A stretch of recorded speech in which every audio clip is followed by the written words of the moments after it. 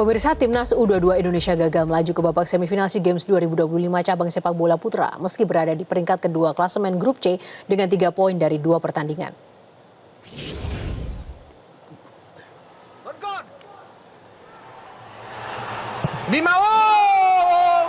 Indonesia berada di peringkat kedua klasemen grup C setelah mengalahkan Myanmar 3-1 pada pertandingan terakhir. 2 dari ketiga gol Indonesia dicetak Jens Raven setelah Tony Firmansyah menyamakan gol pemain Myanmar Min Mawu. Hasil tersebut membuat Indonesia hanya berselisih 1 gol dari mencetak 3 gol dan kebobolan 2 gol dalam 2 pertandingan. Indonesia gagal ke semifinal sebagai peringkat kedua terbaik karena kalah produktivitas gol dengan runner-up grup B, Malaysia, yang mencetak 4 gol dan kebobolan 3 gol. 4 negara yang memastikan diri lolos ke semifinal SEA Games 2025 cabang sepak bola putra adalah Thailand, Vietnam, Filipina, dan juga Malaysia. Pelatih Timnas U22 Indra Syafri mengaku bertanggung jawab terhadap hasil yang didapatkan oleh skuad Garuda Muda di SEA Games kali ini. Raihan ini menjadi pertama kali sejak 2009 di mana Timnas gagal menembus babak semifinal SEA Games. Kita nggak lolos grup. Secara teknis, orang yang paling bertanggung jawab adalah saya. Jadi, saya mohon maaf semua masyarakat Indonesia, dan secara teknis saya ulangi lagi, ini tanggung jawab saya. Terima kasih.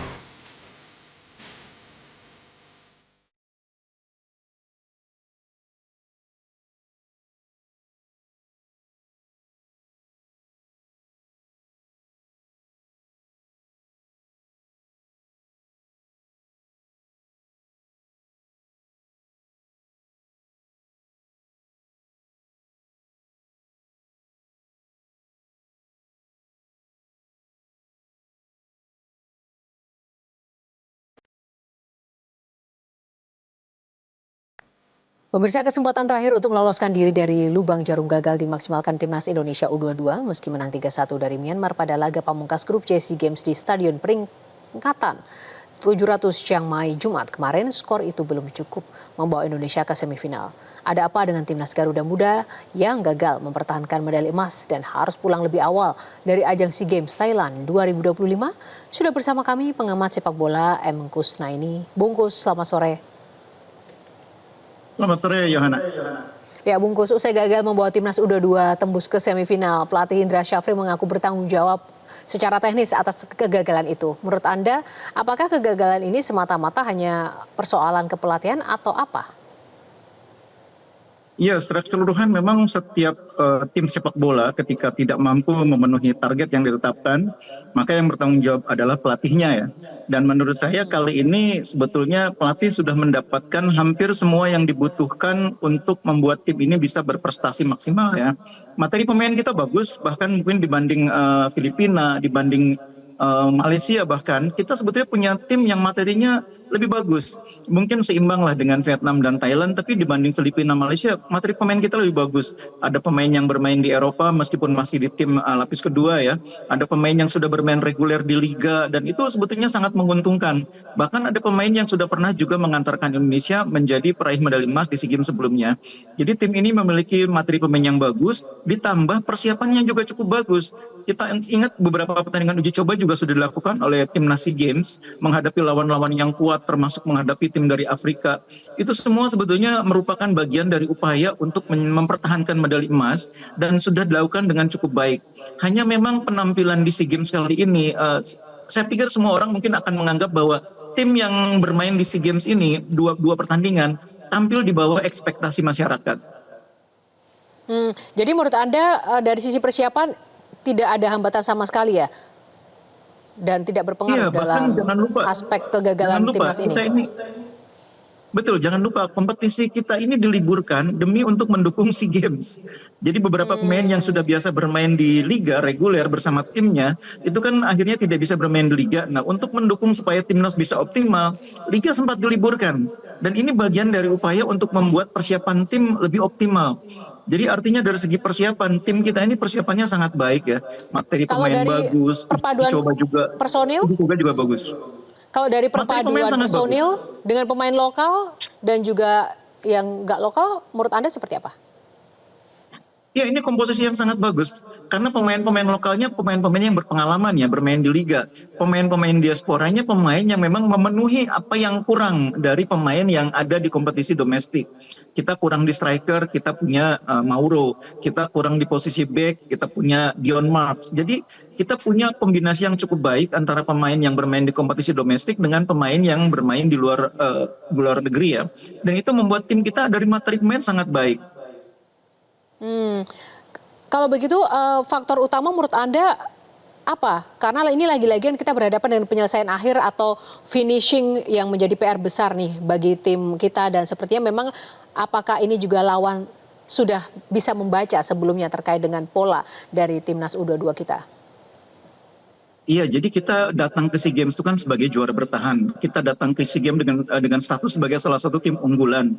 Maka sebetulnya ketika menghadapi lawan pertama, menghadapi Filipina, menghadapi Myanmar, kita harus siap dengan skenario di mana lawan akan mencoba mencuri kemenangan melalui serangan-serangan balik, melalui permainan bertahan. Dan itu udah harus diskenariokan dari awal. Melawan Filipina itu kan seperti itu. Filipina bermain sangat bertahan dan kemudian melakukan serangan balik yang tiba-tiba mengagetkan dan menjadi gol. Jangan lupa waktu melawan Myanmar, Myanmar juga melakukan cara yang sama, mencuri gol. Untungnya melawan Myanmar kita bisa rebound ya, bisa bermain lebih baik di babak kedua dan akhirnya mencetak 3 gol. Tapi melawan Filipina kita kesulitan melakukan itu. Kita agak terbatas dalam variasi permainan di depan ya, di lini serang. Kita memang sering juga agak sedikit kurang fokus ketika menghadapi serangan balik lawan, transisinya agak lemah. Dan itu saya pikir dua hal yang sebetulnya juga sudah terlihat pada saat pertandingan-pertandingan uji coba sebetulnya. Misalnya waktu melawan Mali gitu ya, kita sudah melihat bahwa kita kadang-kadang kurang konsentrasi dan kemudian dimanfaatkan oleh lawan. Melawan Filipina itu terjadi. Bedanya Filipina dengan Myanmar, Filipina pertahanannya lebih rapat, lebih kuat. Sehingga ketika kita mencoba bangkit, mengejar ketertinggalan, kesulitan. Melawan Myanmar, pertahanannya tidak serapat Filipina. Makanya kita akhirnya bisa mencetak gol. Meskipun sayangnya golnya di menit-menit akhir. Iya, tapi ini ada juga yang menarik sejak awal kan memang PSSI juga menargetkan untuk sepak bola putra ini hanya perak. Menurut Anda ada apa di balik target ini, Bungkus? Lazim tidak sih sebenarnya sebagai juara bertahan tapi targetnya hanya perak? Kalau menurut saya targetnya sebetulnya bukan perak, itu diplomatis menurut saya. Targetnya jelas emas ya, karena kita juara bertahan. Materi pemain kita juga bagus. Mungkin karena bermain di kandang Thailand, salah satu rival kita juga, kita mencoba membuat ekspektasi publik tidak terlalu tinggi. Tapi dengan status sebagai juara bertahan, dengan materi pemain yang sangat bagus, sebetulnya targetnya kita tahu semua bahwa ini selayaknya harusnya medali emas. Toh apapun targetnya, entah itu emas, entah itu perak, yang jelas kan tidak tercapai, kita tidak lolos dari fase grup. Dan ini menurut saya situasi yang agak mengecewakan karena mungkin terakhir kali kita tidak mencapai fase grup itu sudah lebih dari 15 tahun yang lalu ya, sudah sangat lama, 2009. Apa introspeksi yang mesti dilakukan PSSI? Karena harapannya kan memang pemain Garuda Muda saat ini bisa menjadi penerus untuk skuad senior ke depan. Ya, ini saya pikir banyak aspek ya. Kita nih sebetulnya secara persiapan bagus, seperti yang saya bilang ya, materi pemain bagus. Hanya saja memang ketika memasuki eventnya kita tidak bisa memenuhi ekspektasi dan kita mungkin juga tidak cukup siap dengan situasi di mana lawan begitu tinggi menghargai kita sehingga bermain sangat bertahan dan akhirnya memanfaatkan sedikit kelemahan kita untuk mendapatkan kemenangan. Ini pelajaran dari sisi teknis ya. Dari sisi non teknisnya mungkin kita harus mulai berpikir bagaimana ke depan kita harus mematangkan pemain-pemain ini di kompetisi liga kita ya. Kita sebetulnya sudah cukup baik selama ini memberi ruang kepada pemain-pemain muda untuk bermain di liga. Ini sekarang kita harus lebih matangkan lagi, lebih banyak pemain muda yang terlibat di kompetisi liga sehingga nanti kita punya materi pemain yang cukup banyak yang bisa memberi banyak alternatif untuk menghadapi event-event seperti SEA Games ini. Lalu Bungkus, menurut Anda selain Indra Syafri yang memang secara resmi sudah menyampaikan bertanggung jawab atas kegagalan ini, ada pihak lain yang menurut Anda paling bertanggung jawab terkait dengan kegagalan timnas U22 pada pertandingan kali ini? Iya. Saya pikir kita tidak perlu memperkeruh suasana dengan mencari-cari siapa yang harus menjadi kambing hitam ya. Sudah jelas dalam sepak bola pelatih bertanggung jawab terhadap timnya. Karena memang tim itu yang menyiapkan pelatih. Dan pelatih juga sudah mendapatkan apa yang dibutuhkan. Uji coba yang bagus, materi pemain yang bagus. Sehingga federasi bisa dibilang sudah memenuhi tanggung jawabnya untuk membantu tim mendapatkan tim yang bagus, persiapan yang bagus. Jadi kita tidak perlu mencari-cari kambing hitam siapa lagi yang perlu disalahkan. Pelatih sudah mengambil alih tanggung jawab, itu sikap yang sportif, sikap yang satria, kita harus apresiasi. Kita juga harus menghormati para pemain yang sudah bermain maksimal, sudah berjuang habis-habisan. Tidak perlu lagi kita mencari kambing hitam siapa yang bersalah. Ya, terakhir Bungkus singkat saja. Lalu bagaimana ini kemudian masa depan sepak bola Indonesia ketika kita meraih kegagalan di beberapa event besar ini, baik dari timnas senior maupun sekarang dari timnas U22? Oh, ini bukan kiamat ya. Kita tidak juara SEA Games tuh ini bukan kiamat ya. Kita sudah pernah mengalami itu.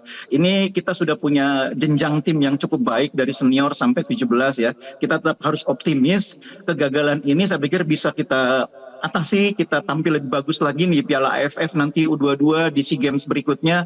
Masih banyak yang bisa kita jadikan sebagai ajang untuk membuktikan bahwa kita ini punya dasar sepak bola yang kuat, punya lapisan-lapisan pemain yang cukup kuat di kelompok umur maupun di senior. Jadi jangan terlalu tenggelam dalam kekalahan ini. Ini hanya semacam peringatan kecil bahwa kita tidak boleh main-main dalam berkompetisi di level ASEAN.